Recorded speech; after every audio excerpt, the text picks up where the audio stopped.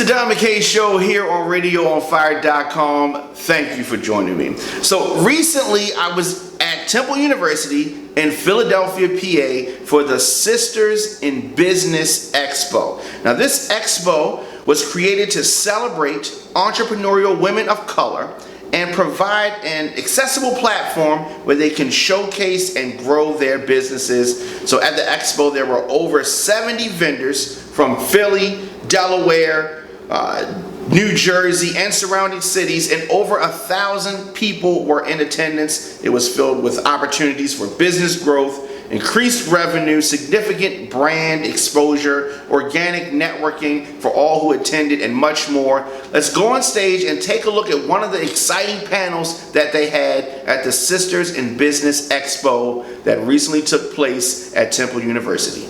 So I get calls about everything. I also handle a lot of crisis management issues in the NFL. The NFL is the #1 sports sector with the most domestic sexual abuse, drug issues, and the list goes on and on and on. Before the season even started, we already had over 52 arrests in 1 week.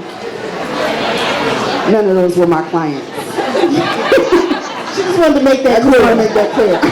So, my cell phone, because I need to be accessible to my clients at all times. I keep an extra suit in the car, just in case I have to get on the news or do press real quick if one of my clients do get in trouble.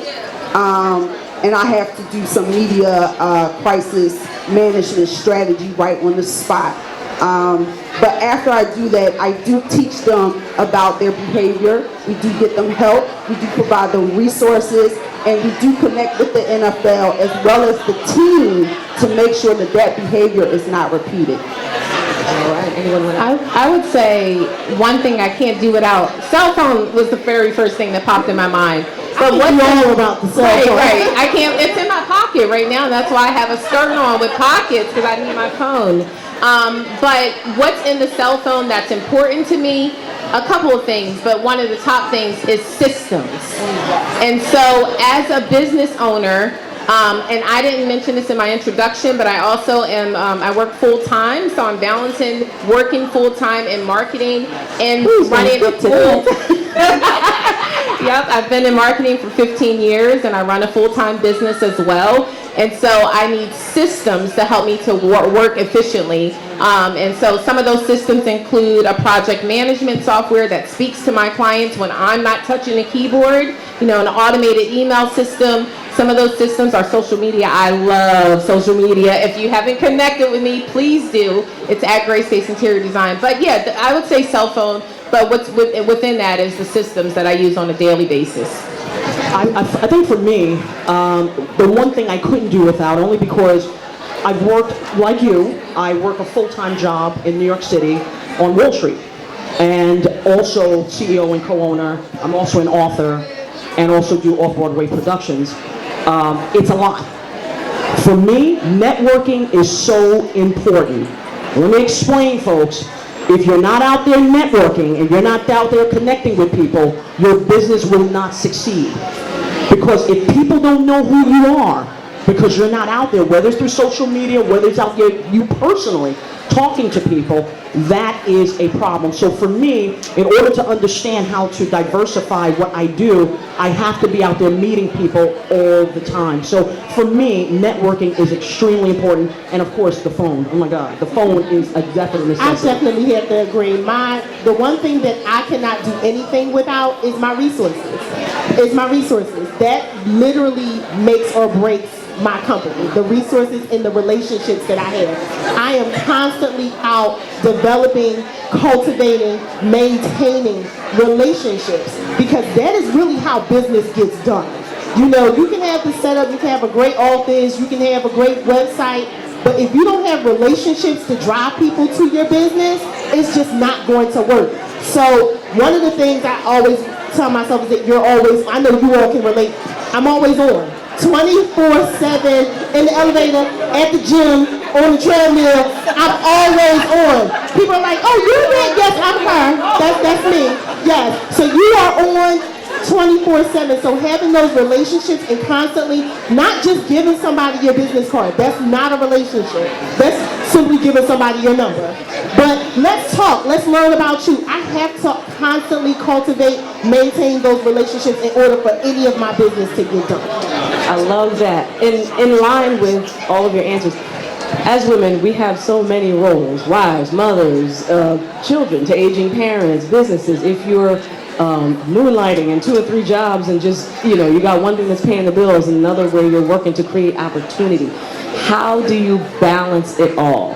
And I know it's different for everyone. How do you balance that? I would love to start this question because this is my life. So I am a wife, and I also have a 13-year-old and an 8-year-old. And again, I work full-time with both of my business and my job. I would say balance is not true. I don't feel like balance exists, okay? And I'm gonna tell you why. I feel like prioritizing is important. And I feel like every single day that I wake up, I have to make a decision on what's important to me that day. Most of the time, it's my family. But sometimes, I just gotta tell them, Mommy is working today. I will not be at swim practice with you on Saturday, 11:30. But when I get home in the evening, I'm focusing on you. And so I think it's about prioritizing. My daughter, one time, she's 8, and she was like, Mom, you need a break. So what I want to do is I'll take over cooking. Dad will write the list. And I was like, write the list? What do you mean? So I guess she sees that the way I stay organized and keep myself together is through lists. And so prioritizing, making a to-do list every single day to make sure that what needs to be done happens. And, it's mom guilt and all those other things happen. But as time goes on, you'll learn to manage those better. But yeah, prioritizing. Well, for me, I'm single and I have no children, but I am currently working on my PhD, which I will be completing in December. That's a scholarship. That's my husband. I got a couple other kids. I got other degrees and certificates. Balance for me is staying in tune with God. I'm in a very destructive industry. I'm dealing with a lot of demons. I'm dealing with a lot of just chaoticness. And it's dysfunctional, absolutely. And I had to make sure I didn't lose myself in my career and not get caught up in the nonsense and the hoopla and trying to keep up with the Joneses. That's not why God placed me there. I didn't choose sports, sports chose me. So I had to find out what my advocacy was, my purpose, and my mission, and make sure that I was a contribution to the community socially and business-wise. So my balance for me every day is I surround myself with the Sisters of Fellowship. I have a team who keeps me accountable in the Word of God. And I also go hiking every week or once a month, and I have a team. One of my girlfriends, Mia, I met her a couple weeks ago or a couple months ago at another expo, and I invited her to come on to hiking. Hiking helps me to connect with the universe, to manifest my prayers so the Lord can hear me and I can hear the Lord. So my balance is I know how to say no. I don't sugarcoat. I can't. I tell you, I don't want to. And I'm not going to. And this is why. And we as women need to stop sweeping things under the rug. Stop pretending that it does not bother you. It bothers me. I don't like it. Don't do it again. I have control of my space. Okay? That's my balance. And I've been doing this for over 30 years. And I can't tell you how sometimes I almost went to the sunken place because of other people dysfunction. I don't come from a dysfunctional background. I am very, very blessed with the family that I have. My mom worked for 4 presidents. My mother died in 2013 of terminal cancer. So I was dealing with that by myself. So no one cared. My clients didn't care. Well, did you get my press release? Well, did you get me on the... I was like, hold on. I'm not going to be able to talk to you for 6 months. I had family issues. I had family too. So you need to go find yourself another publicist where you put a pause on that. And I had to be firm with that, and that is my balance. It's no longer lying to myself what I want to do, what I'm willing to do. That's called Hustle 101. Aggressive. Young lady, you have a question that you want to ask? Hi. You guys have been amazing. Thank you for the advice and the wisdom that you've shared with everybody. My question is, I was released from my position. That's okay. God got something else for you, sweetie. I know. Thank you. I've been laid off I 7 received it. times. It's all right. You haven't lived till you've been laid off. There you go. What advice do you have for us that are trying to or in the process of starting businesses, even though we're trying to play catch up, or? There's no such thing as catch up. Okay. I'm 48. I got my aha moment at 34. I didn't have not Yeah, one mine was at 33. Right, 34. I did not have one college degree. I'm 48. I'm getting my PhD. That's my 5th degree. Okay? And 8 certificates, 17 internships, and over 138 volunteering opportunities in pro bono. Okay? It's never too late to start what you want to start. Make sure you finish and you have people to hold you accountable to finish. One of my best girlfriends, she was getting her master's degree. She calls me up, I'm tired, I'm going to take off for a semester. I said, how many classes you got? She says, 1. I said, I'm going to give you something.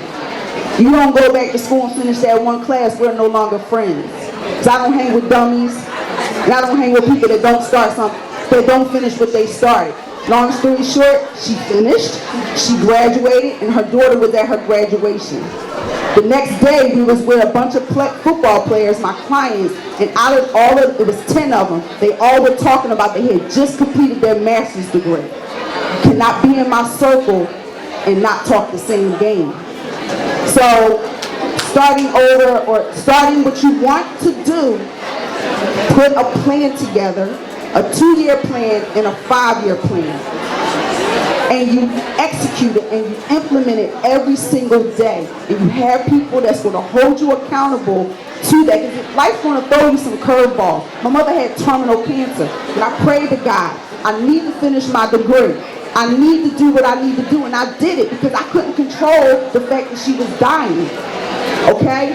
I didn't let that hinder me going forward. I still went to Super Bowl, came back, my mother was falling down. So you can't make excuses. Excuses mean you just don't want to do it. You BSing yourself. If you want to start your business, do the homework. Google and YouTube is your best friend. Because if you come to me, I'm going to charge you. So use your resources, maximize your opportunities, and go out there and do the work. Nothing's going to come to you easy. Earn your stripes, pay your dues. I wanted to just piggyback off of her. One of the things that I find that hold a lot of people back is that they're trying to do everything and start a business. Guess what? You gotta have those kind of friends that you can say, I can't do the Bahamas this year. I can't go patrol this year. Because the money that I can spend in the Bahamas needs to go into my business. And not have those kind of friends that, you know, kind of see it as, you know, you just slacking off, oh, you don't hang with us like that no more. No, I had solid friends that I can call and say, listen, I know we plan to do this weekend, but I really need to finish this report. I got a couple new clients. They're like, okay, we'll catch you for brunch on another day. You need to surround yourself with people that understand that whatever it is that you're intending to do, whatever business you're looking into to starting is important to you. And because you're important to them, your business is important to them. Yeah, Okay? I look at Grace as my 3rd baby. And I always tell my friends and my family that this is a season in my life. And so in this season that I'm in, I am building. And so those things I was able to do before, I no longer have time for. But, you know, it's a season, so it's temporary. So it's not too late. This is a 2nd career for me. What's an interior designer? I didn't know until HGTV happened, right? Some people just have not tapped into it. The gift that God gives you is what you should start your business on. Because who's better at that gift if it was given to you to start a business? I'm very good at public speaking. I'm very good at organizing. I'm very good at networking. Do whatever it is that God gave you, start that business, and then make a plan to do that. But you got to tap into something that you really love to do, because that is where you become successful. Trust me. We all so much here. We're all finished, but that is just to cap off. Hold on. This is about celebrating women. Oh, okay. I am from Philadelphia and born and raised, and I have a love-hate relationship with my city. I grind so hard here. And to given this platform, Aisha, is she in the room? Okay. When I got the email to be on this platform, I was honored. I do not take that lightly at all. It's very important that I salute and celebrate other women on this panel. So I have a gift for everybody on this panel. Flowers, yes. Bless you. Trying to get you to understand. We're each other's balance. You can be each other's balance and not each other's challenge. That's what we really need to be. And Say that one more time. Be each other's balance and not each other's challenge. I'm a hashtag gang. Sisters of